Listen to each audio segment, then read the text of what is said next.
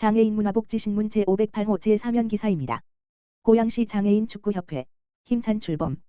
고양시 장애인 축구의 새 장을 열어갈 고양시 장애인 축구협회 회장 박해남 가 15일 월 오후 2시 덕양구청 2층 대회의실에서 발대식을 성황리에 마무리했다. 이날 행사에는 고양시 장애인 제6회 임원진을 비롯해 권순영 국민의힘 고양갑 조직위원장 조용술 국민의힘 고양을 당협위원장 곽미숙 경기도의원 김은남 고양시의회 의장과 시의원들 고양시 제6회 관계자 등 주요 내빈이 참석했다. 또한 협회 임원진과 선수단, 학부모 등 약 130여 명이 자리해 출범의 의미를 더했다. 고양시 장애인 축구협회는 그동안 흩어져 있던 장애인 축구팀과 관련 단체를 통합하고 체계적인 지원 시스템을 구축하기 위해 설립되었다. 초대 회장으로 취임한 박해남 회장은 인사말을 통해 축구를 통해 장애인과 비장애인이 함께 어울리고 고양시가 장애인 체육의 중심지로 도약할 수 있도록 모든 역량을 집중하겠다고 포부를 밝혔다. 이어 협회는 축구로 장애와 비장애의 벽을 허물고 모두가 함께 뛰는 세상을 향한 비전을 공식 선포하며 향후 활동 방향을 제시했다. 협회는 앞으로 중점 과제를 유소년부터 성인까지 장애인 축구 저변 확대, 전문 선수 육성 프로그램 운영 및 장애인 비장애인 통합 스포츠 활성화를 추진할 계획이다. 발대식을 기점으로 협회는 2026년도 사업 계획을 구체화하고 다양한 리그 참가와 교류전 개최를 통해 고양시 장애인 축구 활성화에 앞장설 예정이다.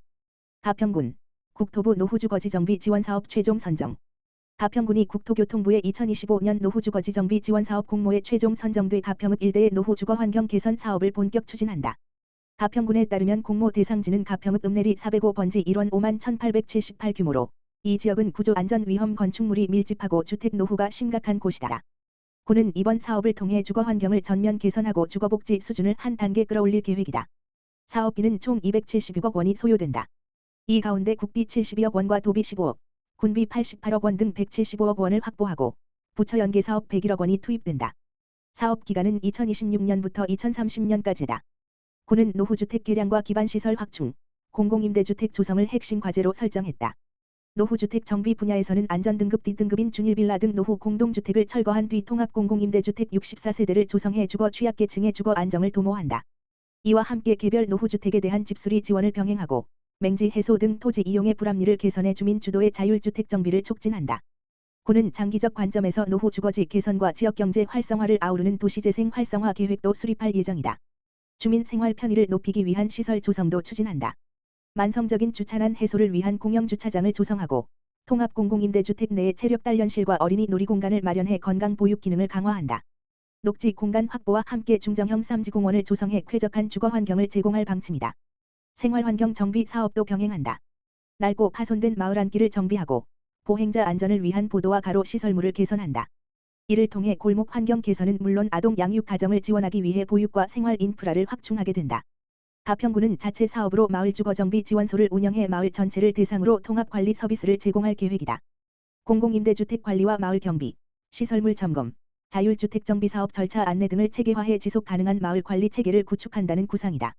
가평군 관계자는 이번 공모 선정은 노후 주거지 개선을 위한 군의 지속적인 준비와 노력이 반영된 결과라며 세부 사업을 차질 없이 추진해 주민들이 체감할 수 있는 주거복지 향상과 안전한 생활 환경을 만들어가겠다고 말했다. 2025년 고양시 평생학습 포럼 GLLF 2025 성녀 고양 특례시 시장 이동환은 지난 16일 빈마루 방송지원센터에서 2025년 고양시 평생학습 포럼 GLLF 2025을 개최하고 평생학습을 도시 경쟁력의 핵심 전략으로 확장하는 방향을 공유했다. 이번 포럼은 지속가능한 고양시 평생학습 도시의 새로운 패러다임을 열다를 주제로 열려 전국 평생학습 전문가와 관계 공무원, 시민 등 100여 명이 참석했다. 기조 강연은 이휘수 중앙대학교 교수가 맡았다. 이 교수는 기술혁신과 인구구조 변화 속에서 시민 학습력이 도시의 생존 전략이 되어야 함을 강조하며 전 생애에 걸친 평생학습 체계의 필요성을 제시했다. 이어 주제 발표에서는 대학 지자체 협력을 통한 평생학습 혁신 30물결표 쌓인 50대 생애도약기 중심 학습 전략 인공지능, AI, 기반 평생학습을 통한 디지털 포용 등 고양시 평생학습 정책의 주요 방향이 논의됐다. 종합토론에서는 평생학습을 행정 중심의 정책이 아닌 시민이 선택할 수 있는 삶의 경로로 전환해야 한다는 데 공감대가 형성됐다. 한편 이날 포럼과 함께 전시 고양시 평생학습 도시 데이터로 말하다가 열렸다. 전시에서는 2020년 물결표 쌓인 2025년 평생학습 성과 관리 체계를 공개하며 정책의 체계성과 신뢰도를 높였다. 시 관계자는 지속 가능한 도시란 어떤 위기에도 시민이 배움을 통해 다시 일어설 수 있는 회복력을 갖춘 도시라며 오늘 논의된 생존형 리터러시와 대학과 연계한 혁신 전략 등이 평생학습 정책에 반영될 수 있도록 노력하겠다고 밝혔다. 고양시 일산서구 보건소, 시아리 감염증 대응, 지역사회 협력 강화, 고양 등내시, 시장 이동환, 고양시 보건소는 최근 카바페넴 내성장 내세균목, 시아리, 감염증 발생이 전국적으로 증가하고 있는 가운데 의료기관을 넘어 지역사회로의 확산 가능성에 대비해 유관기관과의 협력체계를 강화하고 있다고 17일 밝혔다. 질병관리청 자료에 따르면 2025 번지년 전국 시아리 감염 사례는 45,992건, 2025년 12월 14일 기준으로 매년 큰 폭으로 증가하고 있으며 이 중 경기도는 12,664건, 27.5%로 전국에서 가장 높은 비율을 차지하고 있다. 서울 11,725건, 25.5%. 시아리 감염증은 항생제 내성을 가진 고위험 병원체로 감염 시 치료가 어렵고 고령자 기저질환자에게 중증으로 진행될 위험이 크다.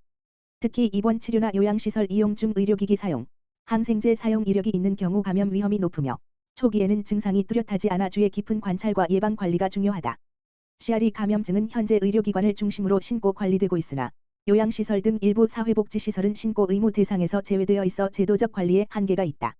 이에 보건소는 이러한 한계를 보완하기 위해 올해 고양 김포권 책임의료기관인 일산병원과 협력해 장기요양시설인 요양원을 중심으로 감염관리 대응 범위를 확대해왔다.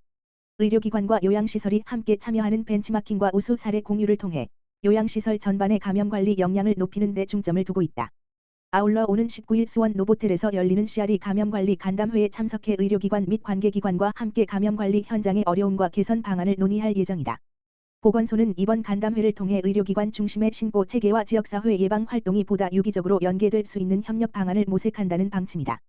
일산서구 보건소 관계자는 시아리 감염증 관리를 위해 의료기관과 정보를 공유하며 발생 동향을 면밀히 모니터링하고 있다고 설명하며 손 위생관리 준수와 환경소독 강화 등 기본적인 감염 예방 활동이 무엇보다 중요하다고 강조했다. 고양시 2025년 하반기 중대시민재해 집중점검 완료. 고양 등내시, 시장 이동환 는 2025년 하반기 중대시민재해 예방을 위해 관내 중대시민재해 대상 시설물에 대한 안전 및 보건 확보 의무 이행 점검을 완료했다고 17일 밝혔다. 이번 점검은 올해 9월 초부터 12월 초까지 진행됐으며 시민안전 담당관이 총괄하고 시설물별 27개 담당 부서가 참여해 총 304개소의 도로교량 지하차도 건축물 등 중대시민재해 대상 시설을 점검했다. 주요 점검 내용은 안전보건관리체계 구축 여부 위험 요인 사전 점검 및 개선 조치 종사자 안전교육 실시 여부 관련 매뉴얼 및 대응체계 마련 여부 등이다.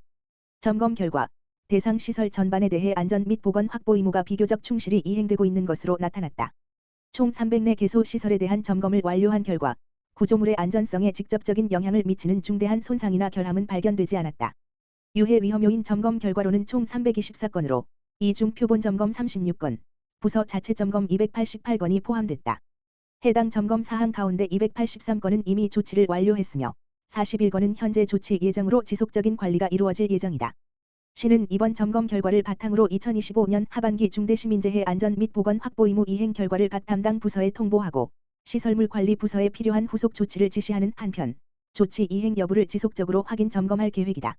시 관계자는 중대시민재해는 무엇보다 사전 예방이 중요한 만큼 앞으로도 정기적인 점검과 체계적인 관리를 통해 시민의 생명과 안전을 지키는 데 최선을 다하겠다라고 말했다.